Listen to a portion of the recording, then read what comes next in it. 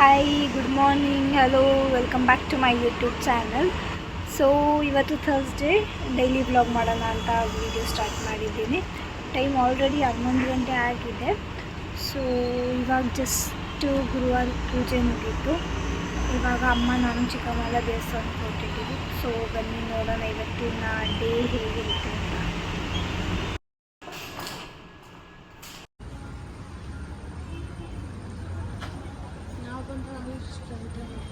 ಎಲ್ಲಿ ಬಂದಿದ್ದೀವಿ?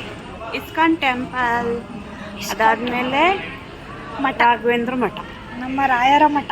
ಬನ್ನಿ ಎಲ್ಲರೂ ದರ್ಶನ ಮಾಡೋದು.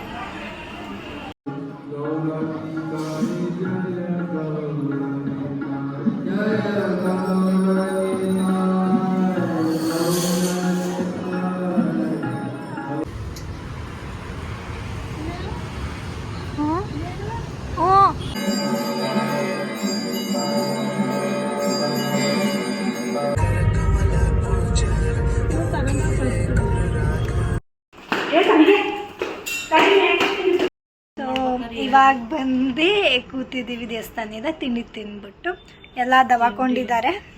ನಿದ್ದೆ ಬರ್ತಿದೆ ಫ್ರೆಂಡ್ಸ್, ತಲೆ ನೋಡ್ತೈತಿ. ನಿದ್ದೆ 24 ಅವರ್ ಬರುತ್ತೆ ನಮ್ಮ ಆಂಟಿಗೆ. ನಾನೆಲ್ಲ ಫ್ರೆಂಡ್ಸ್ 24 ಗಂಟೆ ಅವ್ರು ನಿದ್ದೆ ಮಾಡ್ತಾ ಇರ್ತಾರೆ. ಅದು ಇವಳೆ ಯಾವಾಗ್ಲೂ ನಂಗೆ ತಲೆನೋವು, ನಂಗೆ ನಿದ್ದೆ ಬರ್ತಿದೆ. ನಾನಲ್ಲ, ನಮ್ಮ ಅಂಕಲ್ ಮದ್ವೆ ಆದಾಗ್ಲಿಂದ ಇವ್ರಿಗೆ ಬರೀ ತಲೆನೋವೇ ಬಂದಿರೋದು. ಅಂದ್ರೆ ನಮ್ಮ ಅದಕ್ಕೆ ತಲೆನೋವು ಬಂದಿರೋದು. ನಮ್ಮ ಅಂಕಲ್ ಮದ್ವೆ ಆಗಿರೋದ್ರಿಂದ ಅಲ್ಲ, ನಮ್ಮ ಅಂಕಲ್ ಯಾವಾಗ್ಲೂ ರೇಗಿಸ್ತಾ ಇರುತ್ತೆ. ನನ್ ಮದ್ವೆ ಆದಾಗ್ಲಿಂದ ಇಂಥವ್ರ ಜೊತೆ ಎಲ್ಲ ಇದ್ದು ಅರ್ಧ ತಲೆನೋವು ಬಂದ್ಬಿಟ್ಟೈತಿ. ಏನ್ ಮಾಡೋದು ನೋಡಿ, ಈ ವಯಸ್ಸಿಗೆ ಚಸ್ಮಾ ಬೇರೆ ಹಾಕೋಬೇಕು. ಏನ್ ಮಾಡೋದು? ಸೊ ನಾನು ಏನು ಹೇಳ್ತಿದ್ದೆ, ನಾನು ಈ ವ್ಲಾಗ್ನ ನಾನು ಅಪ್ಲೋಡ್ ಮಾಡೋದು 1 ನವೆಂಬರ್ಗೆ. ಸೊ ಅದು ಸ್ಯಾಟರ್ಡೆ 1 ನವೆಂಬರ್ ಏನು ಅಂತ ಎಲ್ರಿಗೂ ಗೊತ್ತು. ಕೇಳೋಣ ಆಂಟಿ, 1 ನವೆಂಬರ್ ಏನು?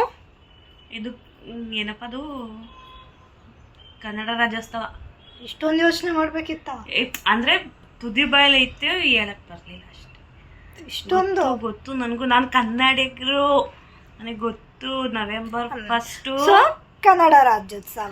ನಮ್ ಕನ್ನಡದವ್ರಿಗೆ ಹೇಗೆ ಅಂದ್ರೆ ಈ ಮೈಸೂರು ದಸರಾ ಹೇಗೋ, ಅದಾದ್ಮೇಲೆ ನಮ್ ಕನ್ನಡ ರಾಜ್ಯೋತ್ಸವ ಅಂದ್ರೇನೆ ಒಂದು ದೊಡ್ಡ ಹಬ್ಬ ನಮಗೆ. ಆದ್ರೆ ಈ ಮುಂಬೈ ಸೈಡಲ್ಲಿ ಯಾರೂ ಮಾಡಲ್ಲ, ನಾವು ಬರೀ ಮಾಡ್ಕೊಳ್ಬೇಕಷ್ಟೆ. ಸೊ ನನಗೆ ನಮ್ಮ ನಾಡು, ನಮ್ಮ ಕನ್ನಡ ಅಂದರೆ next level proud. To be very honest, ನನಗೆ ಯಾವಾಗಲೂ ಮುಂಬೈಲಿದ್ದಾಗ ನಾವು ಊರಿಗೆ ಹೋಗ್ತೀವಿ ಅಂದರೆ ನನಗೆ ತುಂಬ ಖುಷಿ ಆಗುತ್ತೆ. ಆಲ್ಮೋಸ್ಟ್ ನಾನು 1 ಮಂತಿಂದಾನೇ ಎಕ್ಸೈಟ್ಮೆಂಟಾಗಿ ಸ್ಟಾರ್ಟ್ ಮಾಡ್ತೀನಿ ಅಲ್ವಾ ಅಲ್ವಾ ನಾವು ಊರಿಗೆ ಹೋಗ್ತೀವಿ ಅಂದರೆ ನಮ್ಮ ಎಕ್ಸೈಟ್ಮೆಂಟ್ ಲೆವೆಲ್ ಹೆಂಗಿರುತ್ತೆ? 1 ತಿಂಗಳು ಹೋಯ್ತೀವಿ ಅಂತ ಗೊತ್ತಿದ್ರು ಇವತ್ತಿಂದಲೇ ಪ್ರಿಪ್ರೇಷನ್ ಜಾಸ್ತಿ ಆಗಿದೆ. ಸೊ ನಮಗೆ ನಮ್ಮ ಊರಿಗೆ ಬರೋದಂದ್ರೆ ಆ ಥರ ಖುಷಿ. ರಾಜ್ಕುಮಾರ್ ಸಾಂಗ್ ಈ ಕಡೆಯಿಂದ ಹೋಗ್ಬೇಕಾದ್ರೆ ಫುಲ್ ಹ್ಯಾಪಿ, ಬಟ್ ಆ ಕಡೆಯಿಂದ ಬರ್ಬೇಕಾದ್ರೆ ಫುಲ್ ಸ್ಯಾಡ್. ಯಾಕೆಂದ್ರೆ ನಮ್ಮೂರು ಬಿಟ್ಟು, ನಮ್ಮ ಕರ್ನಾಟಕ ಬಿಟ್ಟು ಬರಬೇಕು ಅಂದರೆ ತುಂಬಾ ಕಷ್ಟ. ಫ್ಯಾಮಿಲಿ ಎಲ್ಲ ಬಿಟ್ಟು, ಇದು ಫ್ಯಾಮಿಲಿ ಇರುತ್ತೆ, ಬಟ್ ಊರಿನ ಫ್ಯಾಮಿಲಿ ಬಿಟ್ಟು ಬರೋಕ್ಕಾಗಲ್ಲ. ಸೊ ನಮಗೆ ನೆಕ್ಸ್ಟ್ ಲೆವೆಲ್ ಖುಷಿ. ಊರಿಗೆ ಹೋದರೆ ಒಂದು ಫೀಲ್ ಬರುತ್ತೆ. ಡಾಕ್ಟರ್ ರಾಜ್ಕುಮಾರ್ ಸಾಂಗ್ ಇದೆಯಲ್ಲ, ರೀಸೆಂಟಾಗಿ ಯಶ್ ಸರ್ ಸಹ ಆ ಸಾಂಗ್ ಹೇಳ್ಬಿಟ್ಟು ತುಂಬ ಫೇಮಸ್ ಮಾಡಿದ್ದಾರೆ. ಕಾಳಿನ ಬೆನ್ನು ಹತ್ತಿ ನೂರಾರು ಊರು ಸುತ್ತಿ ಏನೇನೋ ಕಂಡ ಮೇಲೂ ಮೂರೇ ನಮಗೆ ಮೇಲು. ಸೊ ನೆಕ್ಸ್ಟ್ ಲೆವೆಲ್ ಖುಷಿ. ಆ್ಯಂಡ್ ನನಗೆ ಪರ್ಸ್ನಲಿ ನಮಗೆ ಬರೀ 3 ಫ್ಲ್ಯಾಗ್ಸ್ ಬಾವುಟ ಅಂತ ಬರ್ತಾರ, 3 ಫ್ಲ್ಯಾಗ್ ನೋಡಿದ್ರೇ ತುಂಬ ಖುಷಿಯಾಗುತ್ತೆ, ತುಂಬ ನೆಕ್ಸ್ಟ್ ಲೆವೆಲ್ ರೆಸ್ಪೆಕ್ಟ್. ಅದು ಬಂದು ನಮ್ಮ ಕರ್ನಾಟಕ ಫ್ಲ್ಯಾಗು, ಇಂಡಿಯನ್ ಫ್ಲ್ಯಾಗು ಮತ್ತು RCB ಫ್ಲ್ಯಾಗು. ಈ 3 ಫ್ಲ್ಯಾಗ್ ಕೊಡೋ ಎಕ್ಸೈಟ್ಮೆಂಟ್ ನನಗೆ ಇನ್ನು ಯಾವ ಫ್ಲ್ಯಾಗು ಕೊಡಲ್ಲ. ಸೊ ಕರ್ನಾಟಕ ರಾಜ್ಯೋತ್ಸವ, ಹಾಂ, ನನಗೆ ಈಗಲೂ ನೆನಪಿದೆ. ಜೂನ್ 3 RCB ಮ್ಯಾಚ್ ಇದ್ದಾಗ ಹುಚ್ಚಿ ಆಗಿರೋದು, ಅರ್ಧ ಹುಚ್ಚಿ ಆಗ್ಬಿಟ್ಟಿದ್ಲು. ಫೈನಲ್ಸ್ ಇತ್ತಲ್ಲ, ಅವಾಗ ನಾವು ಬಿಟ್ಟು ಫೈನಲ್ ನೋಡ್ತಿದ್ವಿ. ಅಂದ್ರೆ ಒಂದ್ ಜಾಗ ಸ್ಟಕ್ ಆಗ್ಬಿಟ್ಟಿದ್ವಿ. ಎದ್ದ ತಕ್ಷಣ ವಿಕೆಟ್ ಹೋಯ್ತು ಅಂದ್ರೆ ನಾವ್ ಎದ್ದೋಳೋದ್ರಿಂದಲೇ ವಿಕೆಟ್ ಹೋಯ್ತು ಅನ್ನೋ ಆ ರೇಂಜ್ ನಾವು ಕ್ರೇಜ್ ಇಟ್ಕೊಂಡು ಆಡ್ತಿದ್ವಿ. ಯಾವ್ಯಾವ ತರ ಯಾವ್ಯಾವ ಶೇಪಲ್ಲಿ ಜಾಗ ಚೇಂಜ್ ಮಾಡಿದ್ರು ಅಂದ್ರೆ ಅದ್ ಹೇಳಕ್ಕೆ ಆಗಲ್ಲ.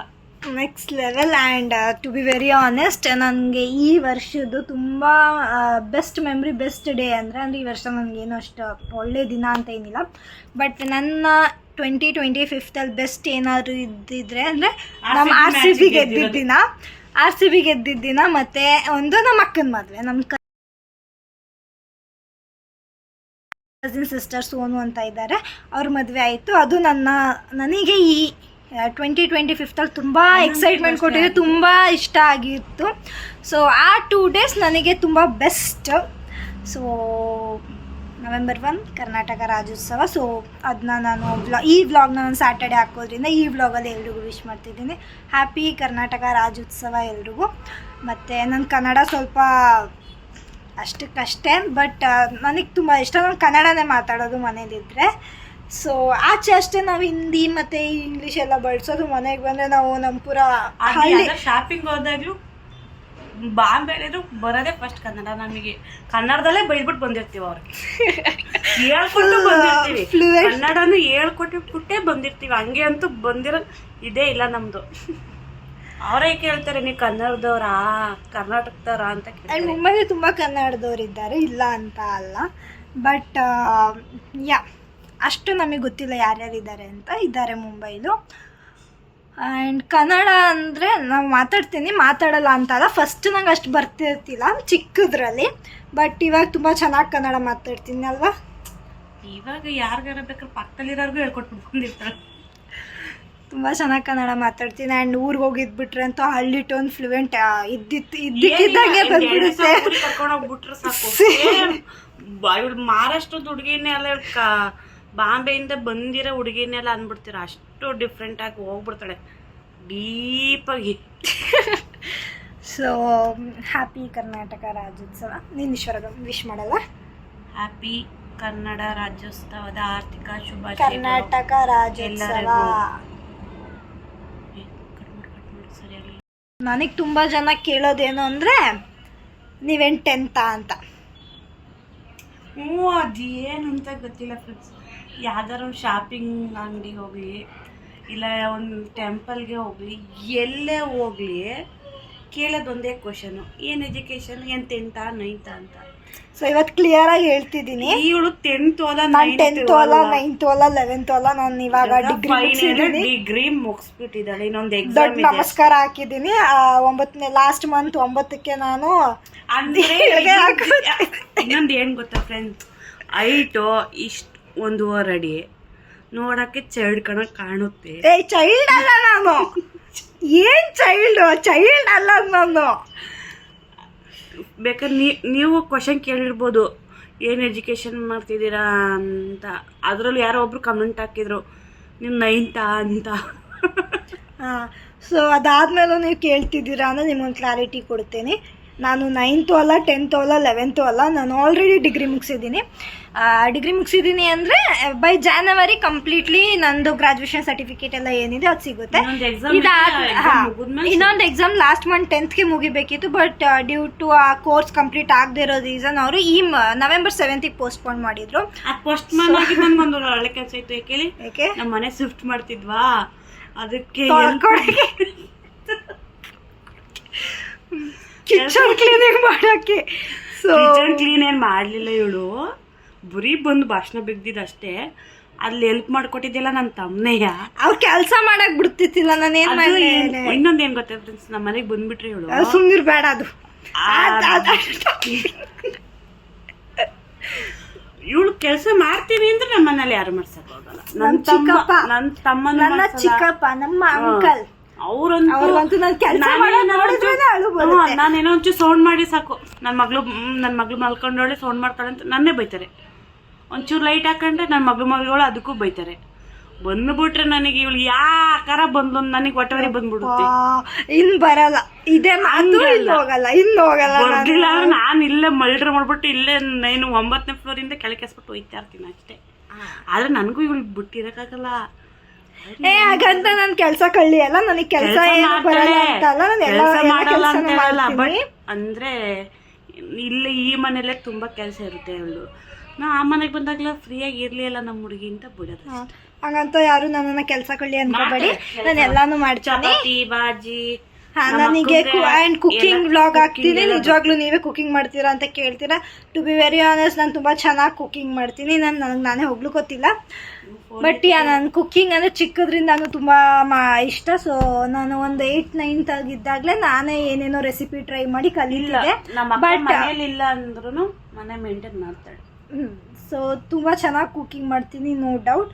ಕೆಲಸ ಅಂದರೆ ನನಗೆ ಪಾತ್ರೆ ತೊಳೆಯೋದು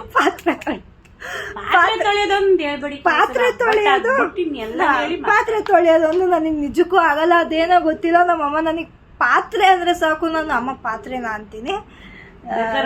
ಅಡುಗೆ ಮಾಡೋನು ಮಾಡ್ತಾಳೆ. ಒಂದು 10 kg 2 kg ಚಿಕನ್ ತಂದು ಮಾಡೋದ್ರು ಮಾಡ್ತಾಳೆ. ಪಾತ್ರೆ ತೊಳೆಯೋದು ಅಂದ್ರೆ ಆಗಲ್ಲ. ಸೊ ಪಾತ್ರೆ ಅಂದರೆ ಆಗಲ್ಲ ಅಷ್ಟೇ. ಆ್ಯಂಡ್ ಇನ್ನೊಂದು ನನ್ನ ಕೆಟ್ಟ ಬುದ್ಧಿ ಏನು ಅಂದರೆ, ನಾನು ಕುಕಿಂಗ್ ಮಾಡುವಾಗೆಲ್ಲ ತುಂಬ ಜಾಸ್ತಿ ಪಾತ್ರೆ ಮಾಡ್ಕೊಬಿಡ್ತೀನಿ. ನಮ್ಮಮ್ಮ ಯಾವಾಗಲೂ ಬೈತಾ ಇರ್ತಾರೆ, ಯಾಕೆ ಇಷ್ಟೊಂದು ಪಾತ್ರೆ ಮಾಡ್ಕೋತೀಯ ಅಂತ. ಅಂದರೆ ತೊಳೆಯೋಕ್ಕಂತೂ ನಿನ್ನ ಕೈಲಿ ಹಾಕಲ್ಲ, ಯಾಕೆ ಇಷ್ಟೊಂದು ಪಾತ್ರೆ ಮಾಡ್ಕೋತೀಯ ಅಂತ ಎಲ್ಲ ಬೈತಾ ಇರ್ತಾರೆ. ಬಟ್ ಕುಕಿಂಗ್ ಚೆನ್ನಾಗಿ ಮಾಡ್ತೀನಿ. ಆಗ್ಬಿಟ್ಟು ನನಗೆ ಇವತ್ತು ಯಾಕೋ ಟೈಮ್ ಪಾಸ್ ಆಗ್ತಿಲ್ವಲ್ಲ, ಏನು ಮಾಡೋದು? ಒಂದು ಕ್ವೆಶನ್ ಕೇಳೋಣ ಆಂಟಿ. ಅದು ಯಾವ ವಸ್ತು ಅದಕ್ಕೆ ಎಷ್ಟೇ ಸಕ್ಕರೆ ಹಾಕಿದ್ರು ಅದು ಸಿಹಿ ಆಗಲ್ಲ? ಒಂದು ವಸ್ತು ಅದಕ್ಕೆ ನೀವು ಎಷ್ಟೇ ಸಕ್ಕರೆ ಹಾಕಿದ್ರು ಅದು ಸಿಹಿ ಆಗಲ್ಲ. ಹಾಗಲಕಾಯಿಗೂ ಸಕ್ಕರೆ ಚೆನ್ನಾಗಿ ಹಾಕಿದ್ರೆ ಸಿಹಿ ಆಗುತ್ತೆ. ಬೇವಿನ ಕಾಯಿ ಇರಲ್ಲ, ಬೇವಿನ ಸೊಪ್ಪು ಇರುತ್ತೆ. ಬೇವಿನ ಕಾಯಿ ಇರುತ್ತೆ, ಯಾಕಿರಲ್ಲ? ಇರಕ್ಕಲ್ಲ ಅನ್ಸುತ್ತೆ ನೋಡ. ಬೇವಿನ ಕಾಯಿ ಇರುತ್ತೆ ಅಮ್ಮ. ಹಾ, ಸಕ್ಕರೆನೇ ಹಾಕಲ್ಲ. ಸಕ್ಕರೆ ಹಾಕಿದ್ರೆ ತುಂಬ ಸಿಹಿ ಆಗುತ್ತೆ. ಸಕ್ಕರೆನೇ ಹಾಕ್ತಿಲ್ಲ ಸಿಹಿ ಆಗುತ್ತಾ? ಸಕ್ಕರೆ ಎಷ್ಟು ನೀನು ಸಕ್ಕರೆ ಹಾಕಿದ್ರು ಅದು ಸಿಹಿ ಆಗಲ್ಲ.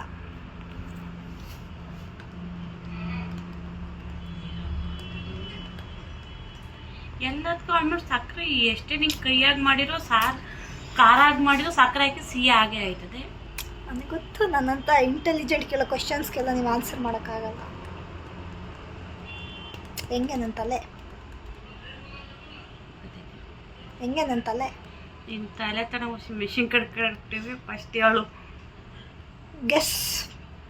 ನೀನು 1 kg ಹಾಕು, 3 kg ಹಾಕು, 5 kg ಹಾಕು, ಅದು ಸಿಹಿ ಆಗಲ್ಲ ಒಂದಷ್ಟು. ಎಷ್ಟು kg ಹಾಕಿದ್ರು ಸಿಹಿ ಆಗಲ್ಲ. ಡಬ್ಬ. ಏನು ಡಬ್ಬ? ಸಕ್ಕರೆ ಡಬ್ಬ, ಸ್ಟೋರೇಜ್ ಡಬ್ಬ ಸಕ್ಕರೆದು ತಾನೆ. ಅದಕ್ಕೆ ನೀನು ಎಷ್ಟೇ kg ಸಕ್ಕರೆ ತುಂಬಿರೋದು ಹೆಂಗೆ ಸಿಹಿ ಆಯ್ತದ? ಡಬ್ಬನೇ ಅದು. ಬುದ್ಧಿ ಐತಿ. ಬುದ್ಧಿ ಐತಾ?